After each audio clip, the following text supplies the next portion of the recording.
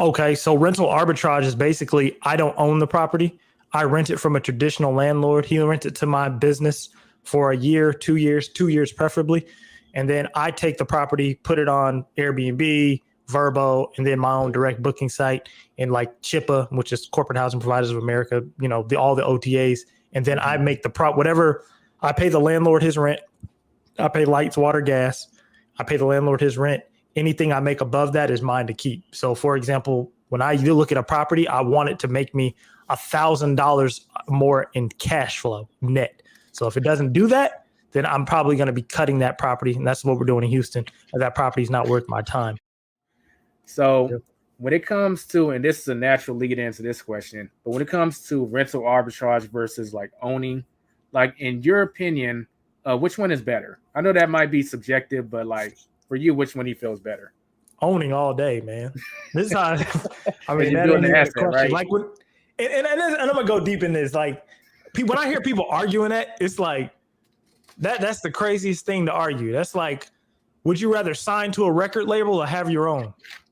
Who would say, man, I don't want to sign to somebody? Like, I'm serious. I'd be like, where does the commonality in that even, But no, honestly, man, it's owning because one, if you know how to own, owning's cheaper.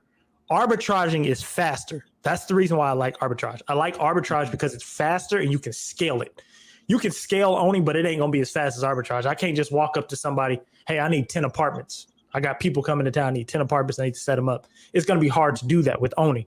But the thing that I love about owning, I use the BRRRR strategy, which stands, and let me explain that. That means buy, rehab, rent, refinance, repeat. So basically, I go buy dilapidated properties, put work into them, rent it out, refinance all my money that I put into it back out. So I'm getting the property for free. And what I actually do is I actually put the furniture costs into the rehab budget. So now I can furnish the property, then refinance everything back out. So I got a free house, free furniture. And after I get that, now I put it up and it's an infinite return.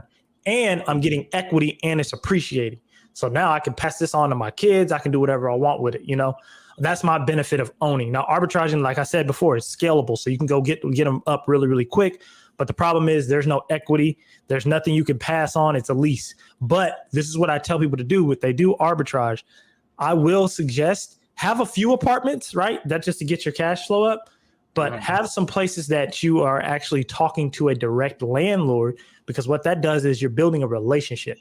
I say relationship over money all day, because what you do is you build that relationship up. And if they want to sell in the future, everything that's wrong with the property. You've been there for a year, 2 years, whatever. You might be able to get a discount on it, or you can just be like, look, man, if you ever want to sell it, talk to me. We're actually buying properties. You might even give you a discount on the property because they know you. So it's about building relationships. That's one thing that people don't do in the arbitrage business. They're just looking for that monthly cash flow. I'm like, man, you need to be building relationships with these owners. You can buy their properties at some point. So owning all day though, man. And owning, it goes with owning versus arbitrage is also an age thing, right? I'm 33 years old. I have kids. I have a family. So I can't just be sitting here waiting on, a check. I need a check, and I need that thing to go up in price without me doing nothing to it. So It's just about a mindset and a goal. But I do tell people, if you're in your 20s, you ain't married, you don't have no kids, go arbitrage everything if you want, but just make sure and keep in the back of your mind that ownership's the end of it, is the goal. You know what? That's an interesting dynamic, because I feel like we're kind of opposites in that regard. Not what you said, but you said you're married and you have kids, so your overall goals are going to be different. Ownership holds more value. Versus me, I'm 3 years younger than you, and I'm single. So like I actually do value the arbitrage game, but I really do respect the ownership game too. But I'm taking the cash and investing it in something else, so it still has a long-term plan. I think this strategy is a little undervalued, but if you're going to arbitrage, I still can't get around the fact that you're not building an asset by arbitraging. So now, this isn't financial advice, entertainment purposes only, but I have a 4-fund portfolio in the stock market that I just take 10% of the money that I get from arbitraging every single month, and it goes into the stock market. At least I'm building something up in the asset column, because I can't get around the fact that, hey, it's just straight up cash. If you know the history of cash, cash is a currency, and currency nowadays is meant to acquire assets. The currency itself is depreciating in value. Facts. Facts. You got to park your money somewhere.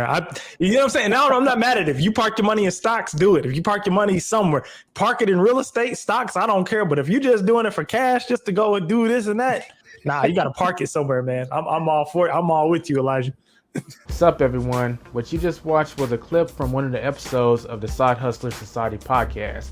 So if you're interested in this clip, I encourage you to check out the full episode linked in the description and also on the end screen right now. Don't forget to subscribe if you're new and hit that bell notification if you want to be notified when the show comes out. And thumbs up on the video greatly helps. Appreciate it, and I'll catch you in the next video.